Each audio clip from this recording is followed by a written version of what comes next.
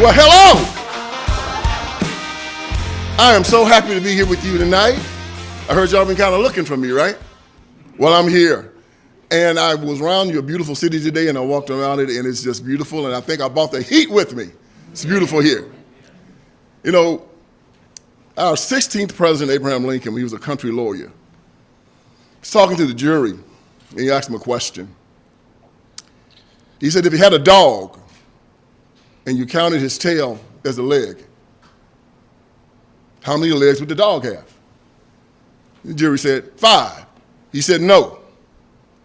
Still be 4, because the tail is still a tail.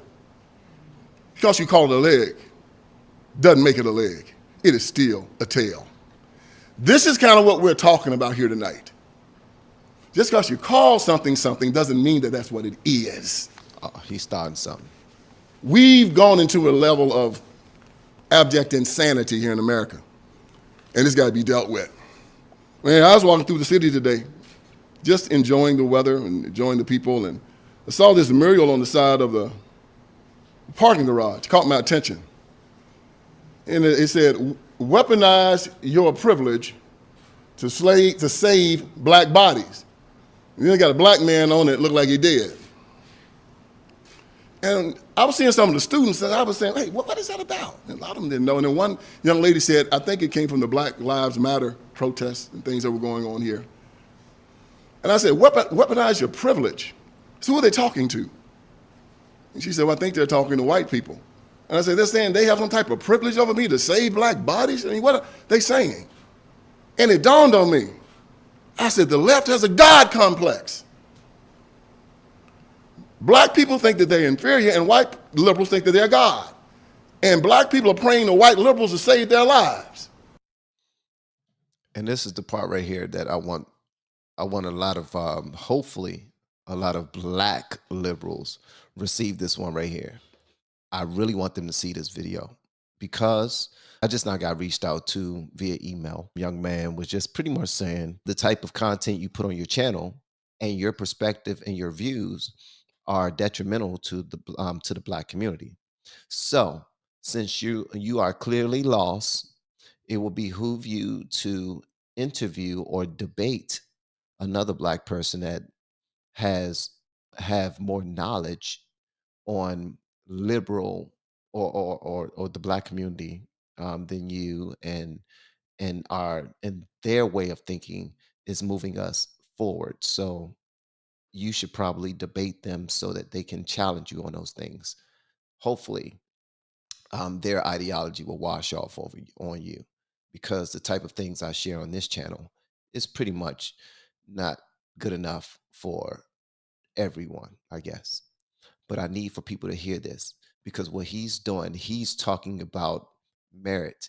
He's talking about accountability and application of knowledge that you've that you've learned. And if you haven't learned any, but you still have goals and you still have things that you need, want, or desire, but you're not going after it, he's breaking down everything. I'm going to be quiet, but I really want y'all to share this joint right here. Weaponize your privilege to save black bodies. It reminds me of an outtake from The Godfather, which he left it in the movie, Francis Ford Coppola, but it's an outtake. Vito Corleone is going to see his concierge, Jinko. He's dying. And he brings all of his sons. Jinko's not going to make it through the night. And Jinko's afraid. He's scared to death. He's lying there, and he sees Vito come in with his sons. And he says, Godfather, save me from death. When death comes in the room, make some deals. He's seen Vito do all these great things his whole life, right? And he thought the Vito was like supernatural. He said, make a deal with death. Pull some strings, make death go away. And Vito looked at his old friend, seeing how afraid he was, and he looked at him and said, Jinko, I have no such power. Do not fear death. And Jinko said, well, then just stay with me. The left would tell the black community that we have that power. See, Vito told Jinko the truth. I have no such power. But when the black community goes to the left and they ask them, can you feed me? Can you clothe me? Can you educate my children? Can you make me like you? Can you make me equal to you? They say, yes, we can do it if you just Give us your soul. And for 50, 60 years, we've fallen for that lie. We have been teaching people how to grow online. It's been absolutely amazing. We have 3 people who have been able to reach monetization in less than 30 days. Growing YouTube channels, some from 0 people. We have one guy who had 2 subscribers before he started working with me. He started helping him. His views went up 4.8 million%. We're super excited. If anybody ever want to grow on YouTube, you reach out to me with the word coach. And with the bottom of every socioeconomic statistic in the United States of America. Look at where they rule. Everywhere they rule. Detroit, Chicago, New York, Philadelphia, Memphis, everywhere they rule. Mayhem, death, destruction, worse schools. They control every whorehouse, every crack house, every failing school. Everywhere they rule. Look at everywhere they rule. Now, here's the thing. The people that are contacting me because they think that my thoughts are detrimental to Black community, what they will say is it's not their fault that they have to go through those things. They say that mentality comes from slavery, from Jim Crow, from all of our trauma that we've been through, and we can't break it. So we need to put far more attention on helping people who mentally cannot rise to the occasion because they're so focused on 1619. They're so focused on systems being set against them, so to speak. I think racism is real. So I said it wasn't before, but I thought about it. I think it's real, but it's not for overall. It's like hate. Hate is real. Love is real. You know what I mean? Racism is just another one of those words that were made up to describe a thing. Like I'm not I'm not very educated on mental health, but I don't acknowledge depression. I don't acknowledge anxiety. And based off of what I've read and found out about those 2, anxiety and depression, a lot of what I go through, I match a lot of that. But it takes for me to accept it, for me to reach out to somebody and ask them to fix it with some medication or with them talking to me, or for me to take other action to make sure that my mind is good, that I'm okay, that I'm not worried, I'm not concerned because I'm focusing on abundance and not lack. I'm focusing on what's positive and not what's negative. I choose to focus on a good outcome and not a bad outcome, regardless of what I'm going through at the moment. So, what he's saying is absolutely true. Everywhere that they rule, and we give them power to rule by voting for them constantly, blindly voting for them constantly, like I've been doing all of my life. All of my life.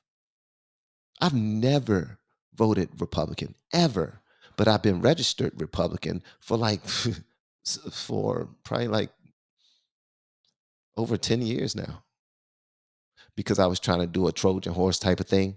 Like I was trying to sneak into the Republican Party and act like I'm a Republican. Yeah, I'm a Republican. I'm a Republican. I'm vote Democrat, and just learn all their secrets and bring it back to the hood. You know what I mean? Like the coon. What was the coon that sat by the door?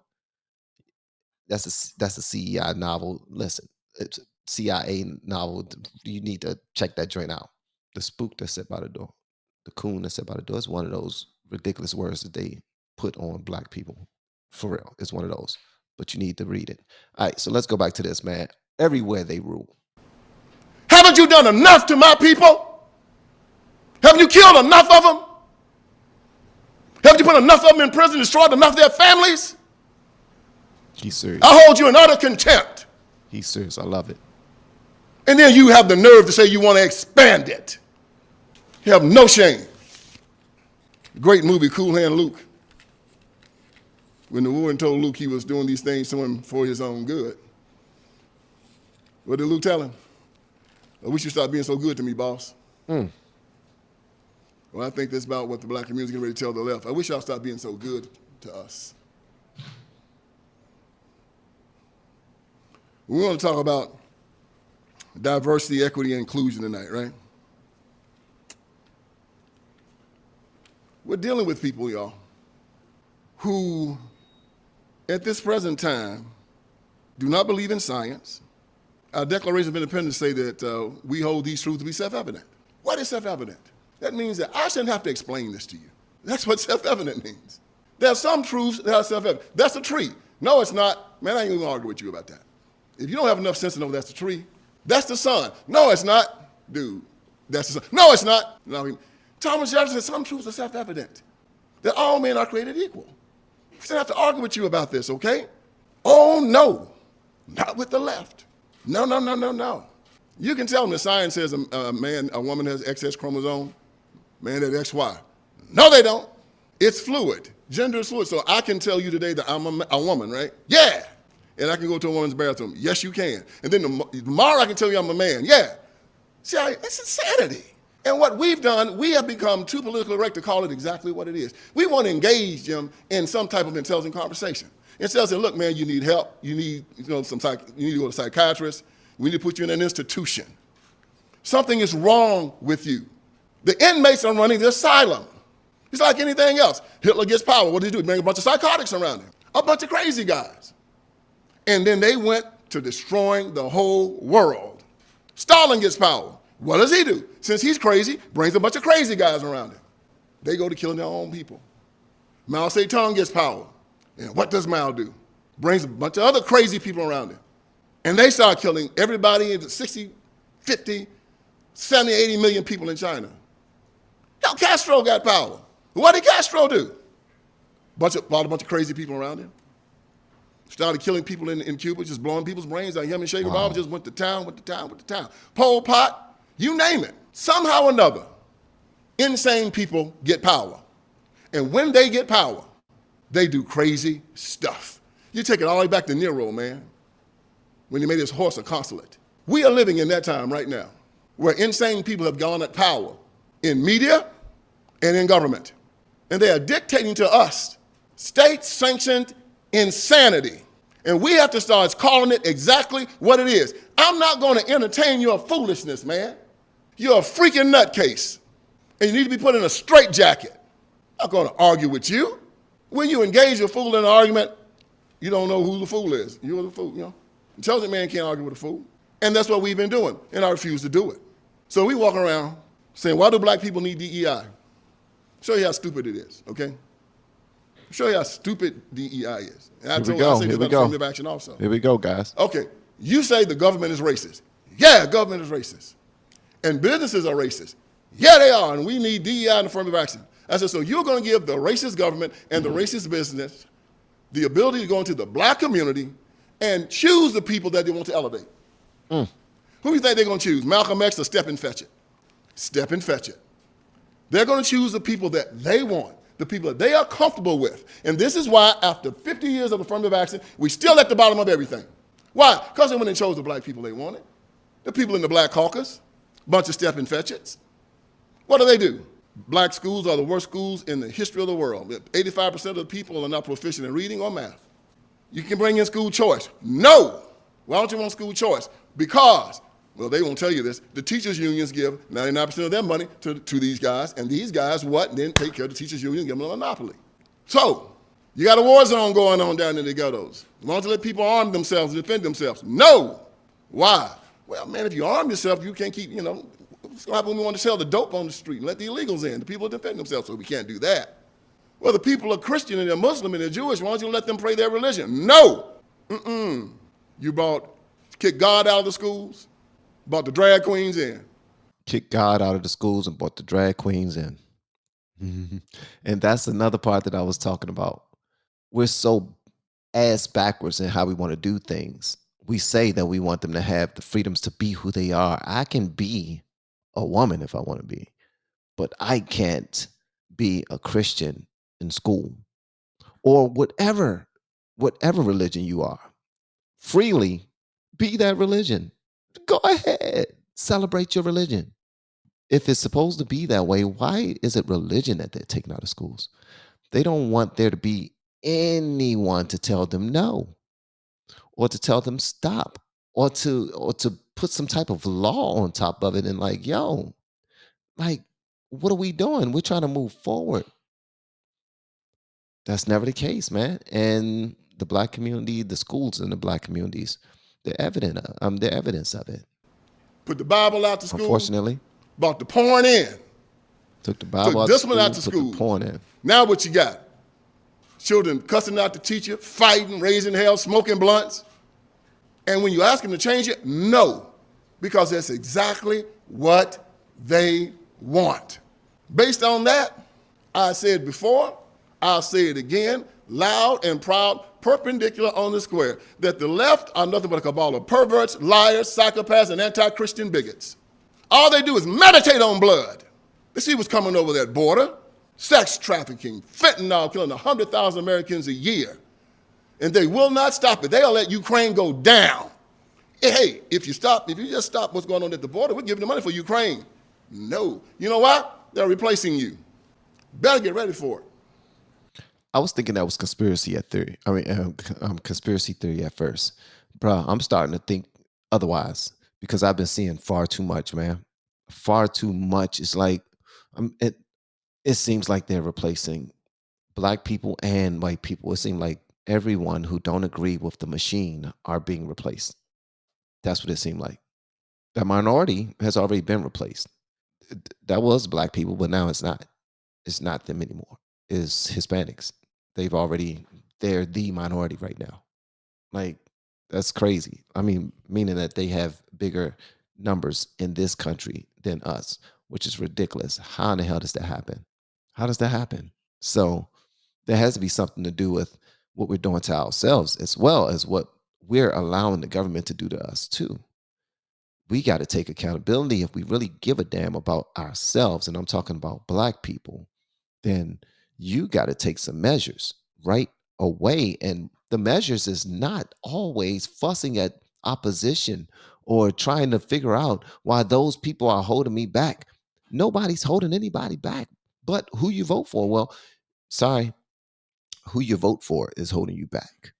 So move closer to the truth and not to your own opinions and thoughts so far, and figure out exactly how to move it forward, because y'all just trying to get more and more and more, but what's happening is you're getting a stronger foothold on your neck. It's crazy. The white Anglo-Saxon Protestant is their enemy. That's the common enemy that they have. They've always said it. And that hodgepodge of weirdos have all come together to form a fist to take you out. And nothing's new under the sun, y'all. Governments have done this before. When they can't control their populations, when they have a part of the population they don't like, they replace them. Hey, ask Adolf Hitler about it, right? He didn't like the Jews, he just replaced them. Stalin didn't like the kulaks, he replaced them. Mao Zedong didn't like the landlords, he replaced them. See where I'm going with this now? And they always want to catch you when you're asleep because you always believe because you're such good people. No one could ever do that. That's when they get you. Men and women have to be sober-minded. The reason why me and my family has excelled in the United States of America is because I always see them coming.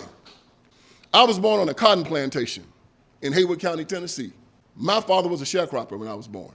This part right here is important, Ray. This part is important, but this part also lends itself to the argument of the black folk that want DEI, because they always say, I didn't have that.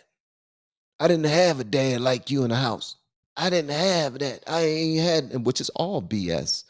Because I'm gonna tell you right now, I know a few people who went the complete opposite direction that they were supposed to go. And they were ones that had a mother and father in their homes. So yeah, that's not an argument that they can hold on to. But this part right here is an argument they actually try to use to receive more from the DEI whole situation. The most violent Klan faction in America was the Tennessee Klan. The Grand Wizard of the Tennessee Klan lived in my hometown, Brownsville, Tennessee. I didn't know this until I was reading David Garrow's piece in Standpoint Magazine about Martin Luther King Jr. He was talking about the FBI files and how legitimate they were, and he mentioned that, and it almost blew me. I said, what, he lived in Brownsville? Here's the thing. I called my dad and asked my dad about it. I said, Daddy, the Grand Dragon of the Ku Klux Klan live in Brownsville? He said, yeah. So you know where he lives? He said, yeah. Live right down. He told me exactly where he lived. I said, why didn't you ever tell me? He said, it did not matter because he wasn't going to bother me because I'd have blown his brains out. Wow. His pops was a G. His pops was a beast. His pops was a man. His pops was a man. His pops knew his rights. His pops looked out for his family. You see that? Oh, but we was all supposed to be scared back then. My father said it did not matter. It had no effect on him whatsoever.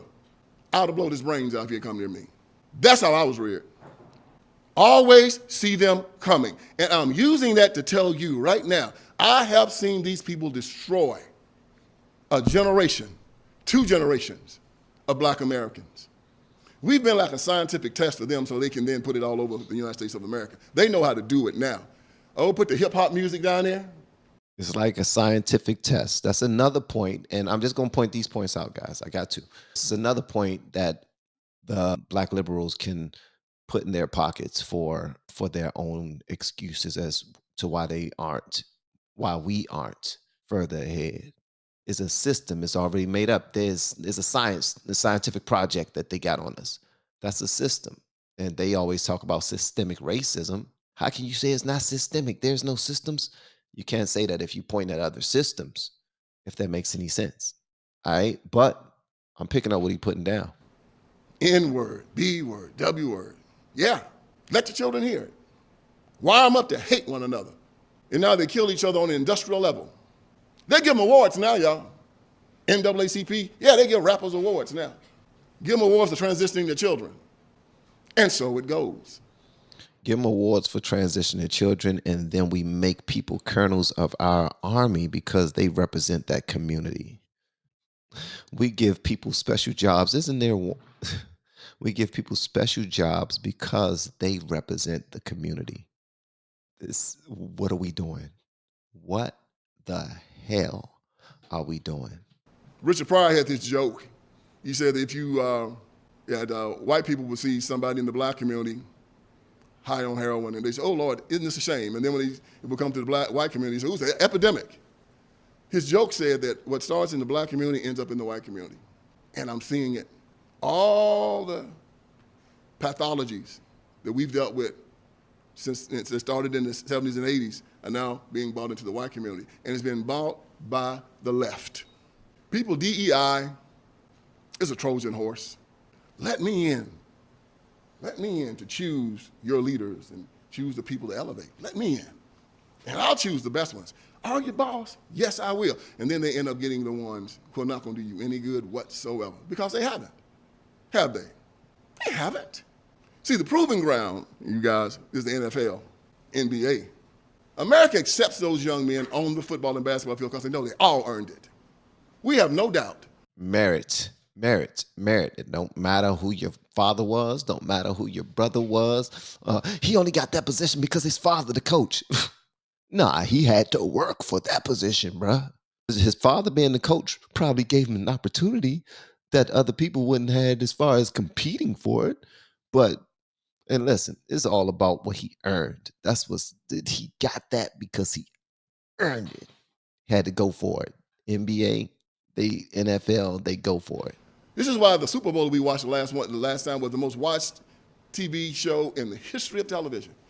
All those black men out there on the football field, everybody just cheering. You know why? Because you know all of them earned their right to be out there. It is no doubt. Those coaches are not going to put you out there if you don't earn it. That's right. And we accept it because of that. This goes back to the biblical concept of why DEI is so dangerous, so misconstrued, and so ridiculous. In our Bible, we can go all the way back to Genesis.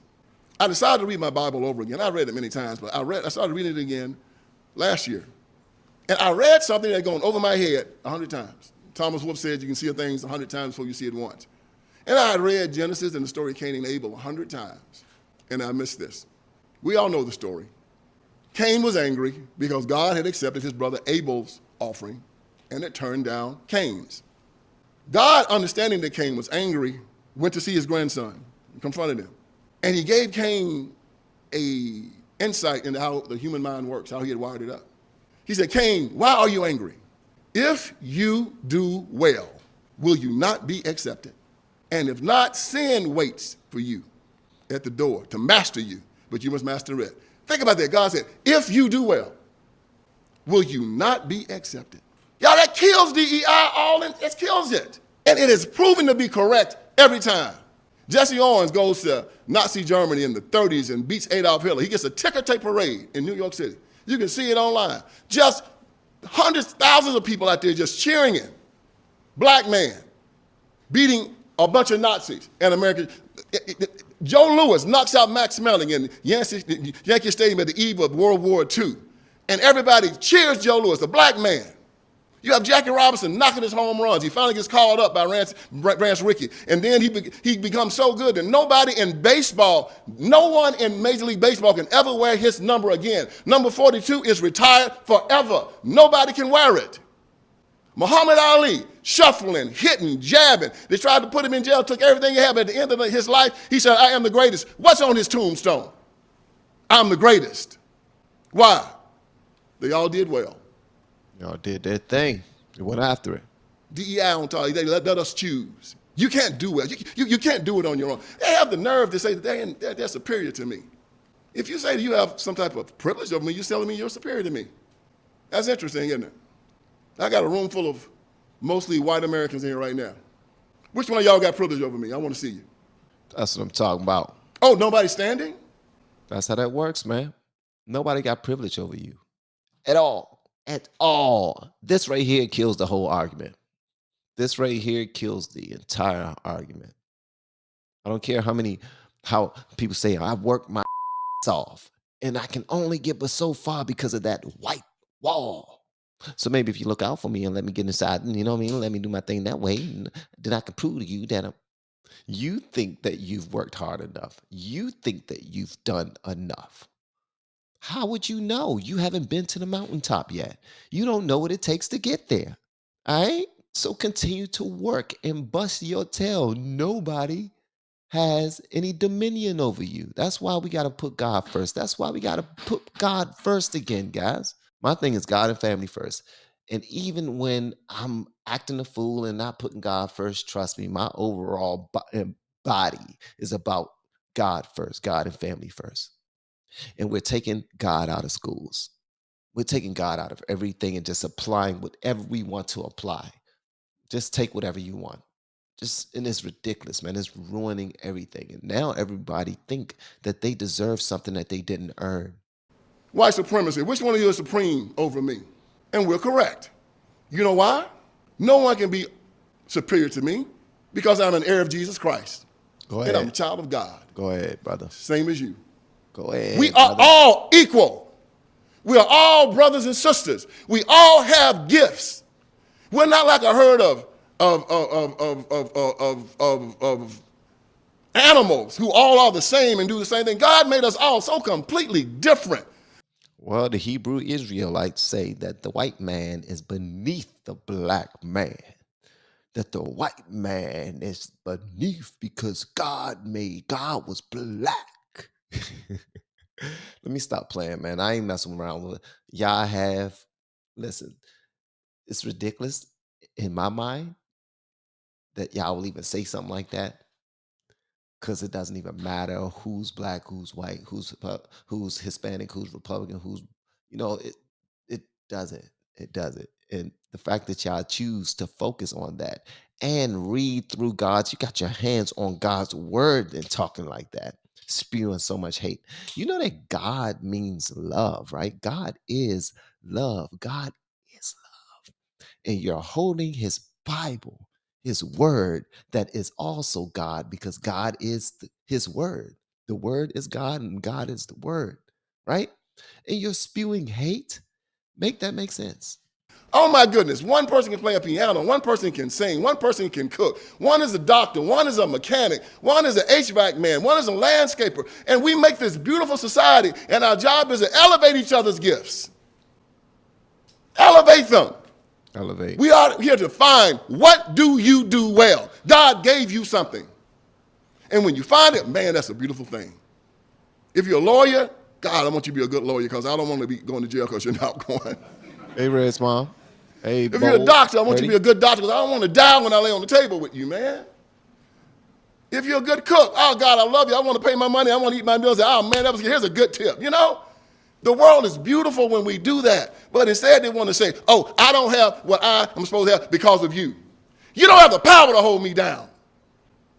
Walking around, looking at somebody I don't know, pointing at them, telling them, you held me down. No. And to every American, let me tell you this. I'll give you permission to say this to anybody. If somebody comes up to you and tells you that you are responsible for where they are in their life, you tell them this. You say, let me tell you something, man. If you need a good preacher, I'll help you find one. If you need a good job, I'll help you get one. If you need a good education, learn to read and write, I'll help you, I'll teach you myself. But I will not live in condemnation for you. You're going to not make me feel bad about your trifling behavior. And if you don't want to accept that, if you come and try to take anything from me or mine, I got two things that'll get you off of me, and that's Jesus and my 38. You better not try me. I think you heard the man. I got two things to get you up off me, and that's Jesus and my 38. You better not try me. This is a man of God right here. Huh? Huh? Huh? He ready to fight for his, man. And y'all should be willing to fight for yours. But not fight people to give it to you, but fight yourself to become the person that deserves to have that thing that you want. Be, do, have. You see, I keep a book behind me by Myron Golden. It's called Boss Moves right there. But Myron Golden always talk about be, do, have. All right. In order to have a thing, you got to do the thing to get it. But in order to do the thing to get it, you got to be the person that can do the thing to get it. You got to be that person. You got to do that thing, and then you can have whatever you want. Whatever lifestyle you feel you deserve, you and your family deserve, whatever opportunities you feel like you should have, you got to be that person that's willing to do the work and achieve those accomplishments or acquire those things that you desire. Simple and plain. Ain't nobody in your way. As a matter of fact, if it is, and that's only the way you look at it, but you got to think about it the way God has it set out for you. We're all supposed to win as long as we use our gifts and talents that we were born to use. There will be barriers in front of us all. There will be hate. There will be many things. But what is it that we're going to have to go through that Jesus himself didn't go through when he stepped foot, when he came here in man form? He went through the same things. Even worse, come on now.